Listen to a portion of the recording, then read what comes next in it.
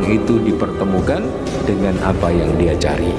Kalau seandainya kula panjenengan sami kita semua ini pergi ke tanah suci, pergi ke Makkah, pergi ke Madinah, mencarinya kebaikan-kebaikan, Masjidil Haram, Masjid Nabawi, kita pengen nampak tilas kehidupan Nabi SAW, maka Allah akan pertemukan kita Bapak Ibu dengan apa yang kita cari.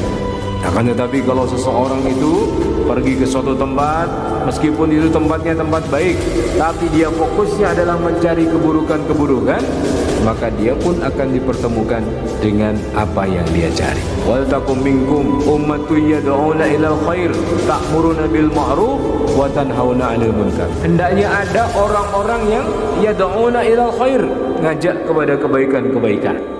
Karena hari ini kita saksikan dunia tempat kita tinggal ini Bapak Ibu, orang itu sudah bertarung. Narasi-narasi keburukan-keburukan sudah sangat merajalela. Narasi kebaikan-kebaikan bertarung dengan narasi-narasi keburukan. Orang ngajak maksiat sekarang tidak lagi malu-malu. Maka salah satu tanda hari kiamat akan tiba itu banyaknya orang berdosa tapi dengan terang-terangan. Ada orang Bapak Ibu ketangkep korupsi. Ketika ditangkep dia jawab, ya saya cari nafkah. Gimana? Tapi dengan cara korupsi. Dia tidak malu dengan apa yang dilakukan. Ada orang, mohon maaf, melakukan kemaksiatan, menjual dirinya dengan prostitusi, perzinahan. Dulu orang malu, tapi sekarang atas nama mencari nafkah, atas nama mencari uang. Maka kalau kita misalnya bisa mengajak dengan yadik, dengan tangan kita, panjenengan bapak-bapak punya kekuasaan sebagai seseorang yang punya wewenang, silahkan ajak rakyatnya untuk yang baik-baik. Kalau kita misalnya punya perusahaan, kita punya karyawan, maka kita bikin peraturan, karyawan-karyawanku setiap ada azan berhenti sejenak, kita pergi ke masjid, ajak orang kepada kebaikan-kebaikan. Karena banyak orang hari ini justru lebih suka mengajak kepada keburukan daripada mengajak kepada kebaikan-kebaikan. Nabi SAW mengatakan ada 4 golongan yang akan dirindukan surga. Siapa saja ya Rasulullah? Pertama adalah orang-orang yang talil Quran, orang-orang yang membaca Al-Quran. Rasulullah SAW mengatakan, yakni orang yang khafidil lisan, orang yang mampu menjaga lisannya, mampu menjaga perkataan yang keluar dari mulutnya. Mulut kita ini, bibir kita ini Bapak Ibu, meskipun hanya lembut-lembut saja, tapi dia bisa meninggalkan luka yang sangat dalam kepada hati saudara kita. Pernah datang kepada Nabi seorang perempuan, ya Rasulullah, ada seorang wanita, sholatnya bagus, puasanya bagus, zakatnya bagus, sedekahnya bagus, semua amalnya bagus ya Rasulullah. Tetapi dia punya kebiasaan, mulutnya ini kotor, suka menyakiti saudaranya. Maka kata Nabi, dia berada di neraka.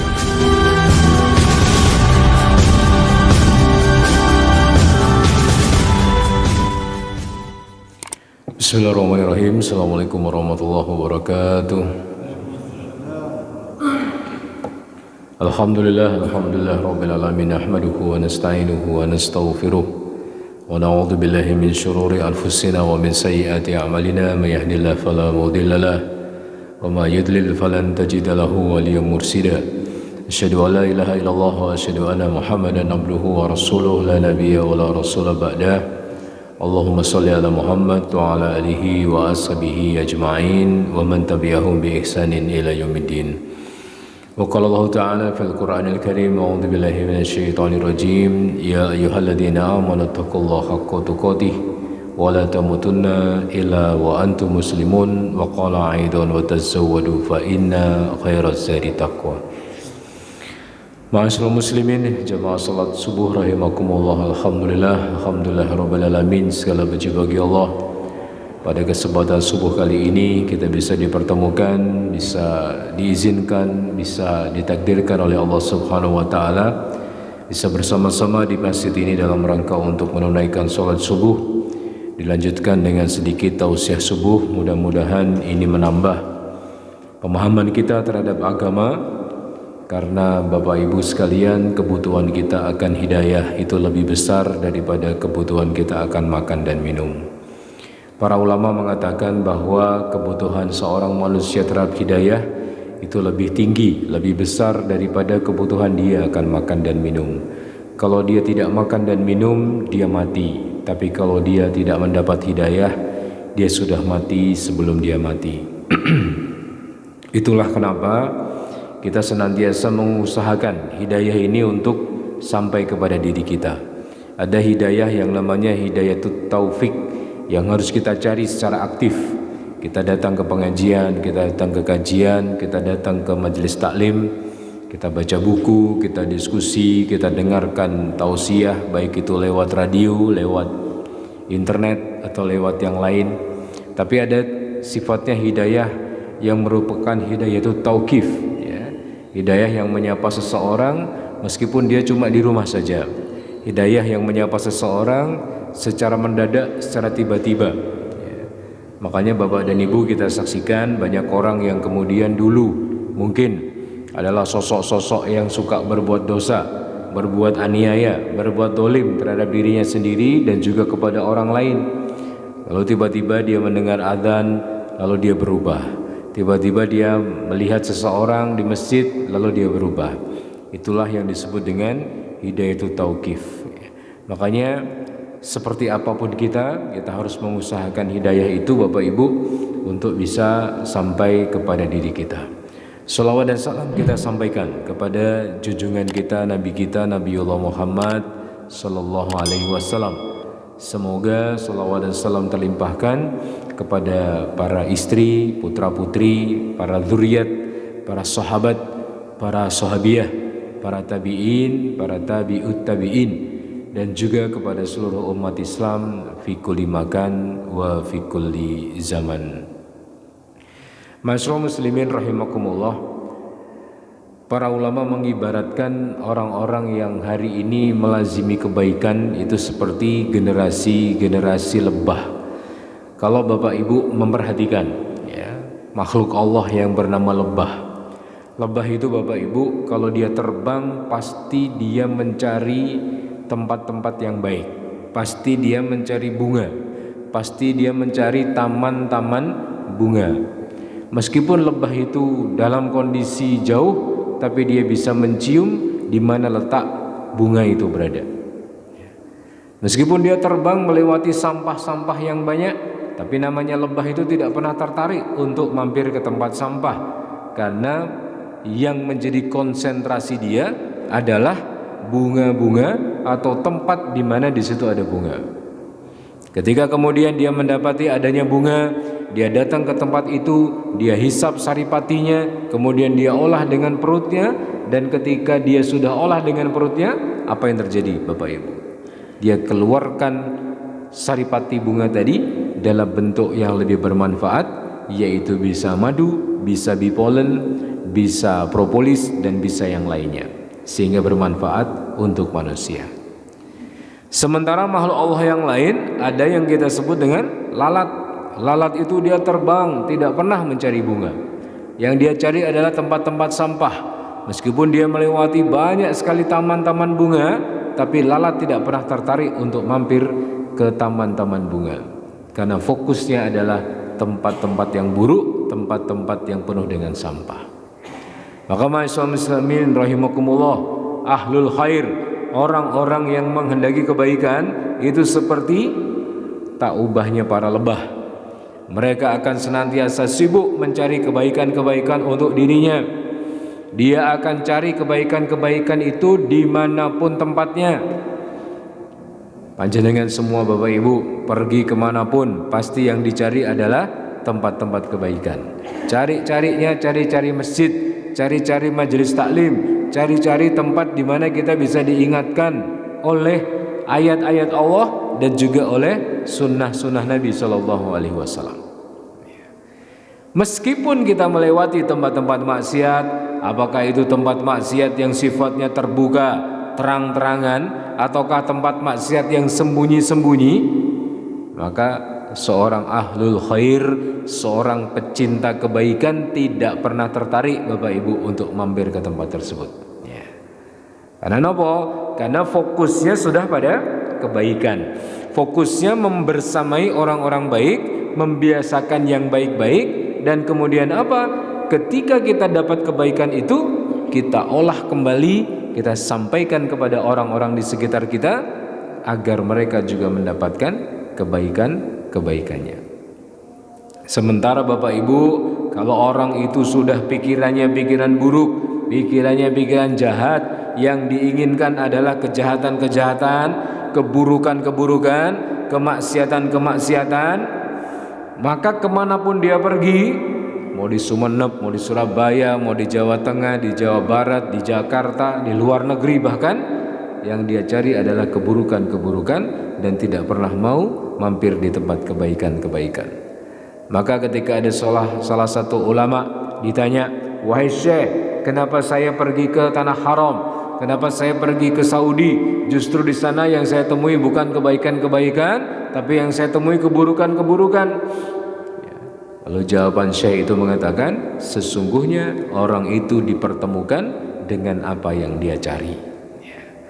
Kalau seandainya kula panjenengan sami kita semua ini pergi ke tanah suci, pergi ke Makkah, pergi ke Madinah, mencarinya kebaikan-kebaikan, Masjidil Haram, Masjid Nabawi, kita pengen nampak tilas kehidupan Nabi Sallallahu Alaihi Wasallam, maka Allah akan pertemukan kita Bapak Ibu dengan apa yang kita cari. Akan tetapi kalau seseorang itu pergi ke suatu tempat, meskipun itu tempatnya tempat baik, tapi dia fokusnya adalah mencari keburukan-keburukan, maka dia pun akan dipertemukan dengan apa yang dia cari. Makanya ma'asyiral muslimin rahimakumullah, wal takum minkum ummatun yad'una ilal khair ta'muruna bil ma'ruf wa tanhauna 'anil munkar. Dan hendaknya ada orang-orang yang ta'muruna bil ma'ruf wa tanhauna 'anil munkar. Wal takum minkum ummatun yad'una ilal khair. Hendaknya ada orang-orang yang yad'una ilal khair, ngajak kepada kebaikan-kebaikan. Karena hari ini kita saksikan dunia tempat kita tinggal ini Bapak Ibu, orang itu sudah bertarung, ya. Narasi-narasi keburukan-keburukan sudah sangat merajalela. Narasi kebaikan-kebaikan bertarung dengan narasi-narasi keburukan. Orang ngajak maksiat sekarang tidak lagi malu-malu. Maka salah satu tanda hari kiamat akan tiba itu banyaknya orang berdosa tapi dengan terang-terangan. Ada orang Bapak Ibu ketangkep korupsi. Ketika ditangkep dia jawab, ya saya cari nafkah gimana, ya. Tapi dengan cara korupsi.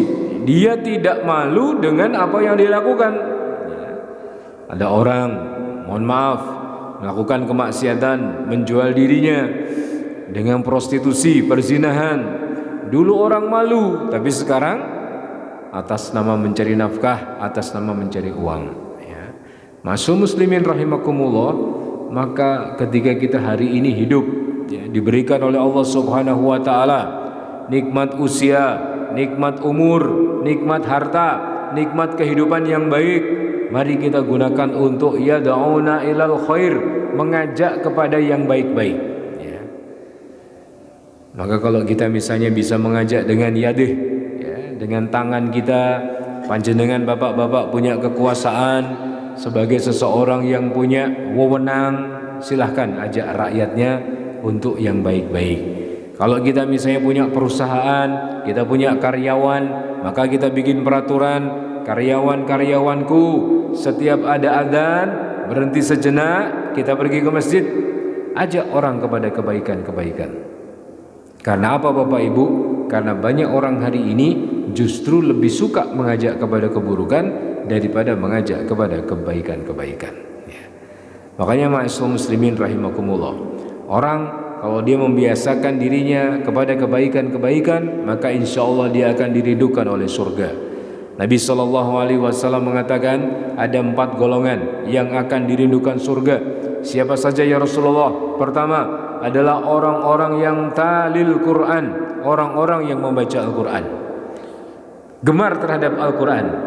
Makanya Bapak Ibu, Nabi SAW itu mengibaratkan, ya, orang mukmin yang membaca Quran itu seperti buah utrujah, ya. Utrujah itu kalau kita cari padanan katanya di Indonesia mungkin agak susah, ya. Mungkin nggih kados-kados seperti lemon. Baunya seger, baunya harum, rasanya manis. Ya. Orang mukmin kalau baca Quran itu seperti buah utrujah. Dia dimakan manis, baunya juga harum Bapak Ibu. Aromanya wangi dan dimakan juga manis. Orang mukmin baca Quran, Masya Allah, dia nggak cuma bermanfaat untuk dirinya sendiri, tapi dia juga bermanfaat untuk lingkungannya. Orang ketemu dia sudah senang, muamalah sama dia senang, berkesan, memberikan kesan-kesan positif kepada dirinya. Akan tetapi kata Nabi, orang mukmin nggak baca Quran itu seperti buah kurma. Ya, Bapak Ibu beli kurma 1 kilo, 10 kilo, taruh di rumah, nggak ada baunya. Dia tidak memiliki bau tapi rasanya manis ya. Apalagi kalau Bapak Ibu beli kurma-kurma yang seperti sukari, wah itu manisnya luar biasa ya.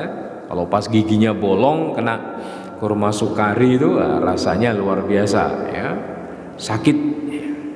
Sementara orang munafik yang membaca Quran itu seperti buah yang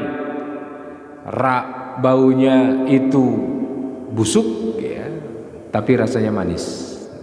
Sedangkan orang yang munafik tidak membaca Quran itu baunya busuk, rasanya juga pahit ya. Makanya ma'asyiral muslimin rahimakumullah, monggo mari kita sebagai seorang mukmin, akhlak kita terhadap Quran ini kita perbaiki lagi. Jangan sampai kaum muslimin rumah-rumahnya ada Quran tapi cuma di rak-raknya saja, disimpan di lemari-lemarinya saja, tidak pernah dibuka ya, tidak pernah dibaca. Akhirnya keluarganya ini keluarga yang tidak pernah membaca Al-Quran ya. Maka mari Bapak Ibu talil Quran. Kemudian yang kedua, siapa kata Nabi orang yang dirindukan surga? Rasulullah SAW mengatakan, yakni orang yang khafidil lisan, orang yang mampu menjaga lisannya, mampu menjaga perkataan yang keluar dari mulutnya ya. Makanya ma'asyiral muslimin rahimakumullah, mulut kita ini, bibir kita ini Bapak Ibu, meskipun hanya lembut-lembut saja, tapi dia bisa meninggalkan luka yang sangat dalam kepada hati saudara kita. Pernah datang kepada Nabi seorang perempuan, ya Rasulullah, ada seorang wanita, sholatnya bagus, puasanya bagus, zakatnya bagus, sedekahnya bagus, semua amalnya bagus ya Rasulullah. Tetapi dia punya kebiasaan mulutnya ini kotor, ya, suka menyakiti saudaranya. Ya. Maka kata Nabi, dia berada di neraka. Ya. Maka ma'asyiral muslimin rahimakumullah, khafidil lisan, orang-orang yang mampu menjaga mulutnya, menjaga lisannya. Katakan yang benar, kalau tidak bisa lebih baik kita diam ya. Makanya kadang-kadang kata Ali bin Abi Thalib mengatakan, ketika seseorang itu tahu betapa besar manfaat menjaga mulutnya, maka insya Allah dia akan lebih banyak menjaga mulutnya daripada menyakiti perasaan saudaranya. Yang ketiga Bapak Ibu, orang-orang yang dirindukan surga adalah orang-orang yang suka memberi makan kepada orang yang kelaparan ya. Makanya ini merupakan salah satu amalan Bapak Ibu. Manakala kita kemudian menjadi orang-orang yang pemurah ya. Seperti pernah kejadian di negara Timur Tengah, ada keluarga itu yang punya kebiasaan baik Bapak Ibu ya. Kulkasnya itu ditaruh di luar pagar rumahnya, diisi banyak makanan, diisi roti, diisi buah-buahan, ditulisi siapa yang berkenan, siapa yang menginginkan silahkan ambil ya. Akhirnya Masya Allah para musafir itu betul-betul terbantu. Alhamdulillah sekarang di kita juga seperti itu, banyak orang suka memberi makan kepada orang-orang di sekitarnya. Ada yang sedekah Jumat, bagi-bagi makanan di masjid, ada yang memberikan makanan kepada fakir miskin dan lain sebagainya. Maka tradisi ini adalah tradisi baik ya, harus kita lestarikan, harus kita kembangkan. Bagaimana seorang mukmin itu tetangganya aman dari mulutnya, tetangganya aman dari tangannya, tetangganya aman dari sikap-sikapnya. Maka jadilah kita pribadi-pribadi yang suka memberi makan kepada orang-orang di sekitarnya. Kemudian yang keempat, kata Nabi, orang yang dirindukan surga adalah orang yang berpuasa Ramadan. Maka Bapak Ibu rahimakumullah, 4 kelompok ini nantinya akan senantiasa dirindukan oleh surga. Maka jadilah kita ini di antara salah satunya. Apakah orang-orang yang suka membaca Al-Quran, membiasakan diri dengan bacaan-bacaan Al-Quran, mentadaburinya, membaca tafsirnya, membaca artinya, sehingga kemudian Al-Quran ini bisa menjadi betul-betul asyifa'u lima fis sudur, obat bagi penyakit yang ada di dalam dada kita. Ataukah kita adalah pribadi yang hafidhil lisan, orang yang senantiasa bisa menjaga mulut kita? Kalau kita tarik kepada skop yang lebih luas, orang-orang yang bisa menjaga komentarnya di internetnya, di medsosnya, orang-orang yang bisa menjaga jempol-jempolnya di WhatsApp-WhatsAppnya dan lain sebagainya. Apalagi kalau hubungan rumah tangga, istri dengan suami, kadang-kadang ada emosi, kadang ada perasaan tidak enak, maka hafidhil lisan, jaga lisan kita. Atau kita adalah orang-orang yang menjadi orang-orang yang suka memberi makan kepada orang-orang di sekitar kita. Di Semarang itu Bapak Ibu, ada satu bapak-bapak ya, usianya sudah 75 tahun, sudah 75 tahun. Tapi beliau punya kebiasaan baik, setiap hari Jumat habis subuh, beliau naik sepeda, sepeda pancal, belakangnya dikasih tempat, di belakangnya itu diisi nasi bungkus Bapak Ibu, 100 bungkus. Habis subuh keliling, cari orang-orang yang tidur di ember-ember toko, ditawari makanan, sarapan, sama air teh hangat, 100 porsi Bapak Ibu, setiap hari Jumat. Dan itu beliau lakukan sejak umur beliau 25 tahun sampai sekarang 75 tahun. Masya Allah, 50 tahun beliau melakukan itu semua. Dan alhamdulillah istimror, berkesinambungan, istiqomah. Makanya ma'asyiral muslimin rahimakumullah, bumi yang kita pijak pakai telapak kaki kita, pakai roda-roda mobil, roda-roda motor kita nanti, insya Allah nanti akan bersaksi di hadapan Allah kemana saja kita pergi dan ngapain saja kita selama ini. Makanya ma'asyiral muslimin rahimakumullah, semoga Allah subhanahu wa ta'ala memampukan kita menjadi ahlul khair, orang-orang yang senantiasa mencintai kebaikan, membersamai orang-orang baik, berada di lingkungan-lingkungan yang baik. Karena kalau seandainya kita sudah azamkan hidup kita, nyawa kita, harta kita ini sudah kita wakafkan untuk kebaikan-kebaikan, maka semoga Bapak Ibu kita nanti dipanggil oleh Allah ketika rezeki kita sudah selesai, ketika umur kita sudah selesai, kita dipanggil Allah dalam kondisi husnul khotimah. Allahumma amin. Demikian Bapak Ibu sedikit tausiah subuh pada kesempatan pagi hari ini. Semoga bermanfaat buat kita semuanya, menambah semangat kepada kita untuk berbuat baik, menambah kepada kita semangat untuk senantiasa bertakwa kepada Allah, menjadi generasi-generasi lebah dan bukan menjadi generasi-generasi lalat. Alhamdulillahirabbil alamin. Sekian dari saya. Wassalamualaikum warahmatullahi wabarakatuh.